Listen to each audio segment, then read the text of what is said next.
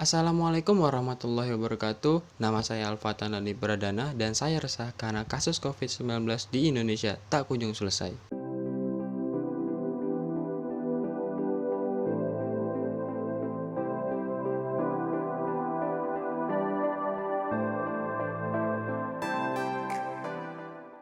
Seperti yang kita tahu bahwa kasus COVID-19 ini sudah menjadi pandemi yang dialami di seluruh dunia.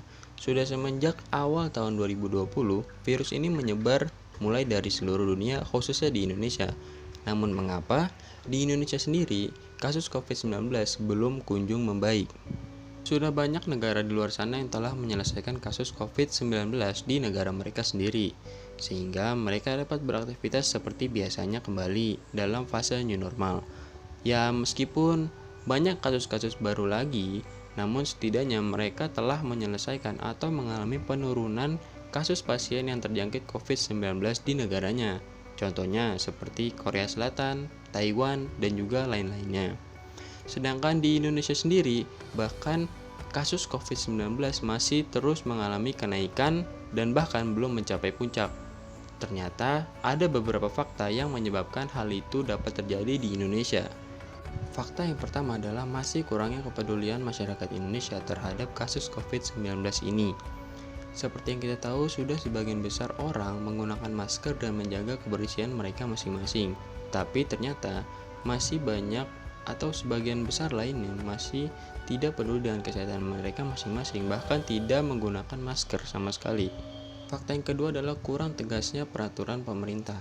Sejak COVID-19 ini masuk ke Indonesia, peraturan pemerintah memang tidak setegas pemerintahan di negara lain, sehingga kasus COVID-19 di negara Indonesia akhirnya akan seperti sekarang ini. Yang ketiga adalah kurangnya tenaga medis, peralatan-peralatan pendukung, dan tempat isolasi atau rumah sakit untuk pasien-pasien COVID. Sudah seharusnya jika kita ingin menyelesaikan kasus COVID-19 di Indonesia ini secara cepat, maka dibutuhkan kerjasama antara semua orang dan masyarakat di Indonesia ini, mulai dari anak-anak hingga dewasa, ibu rumah tangga, pekerja kantoran, pebisnis, maupun pemerintah, dan khususnya engineer. Dalam hal ini, engineer juga berperan penting dalam mempercepat penurunan kasus COVID-19 di Indonesia. Lalu apa saja hal-hal yang dapat dilakukan engineer untuk menurunkan pasien COVID di Indonesia? Yang pertama adalah membuat alat dan inovasi-inovasi baru.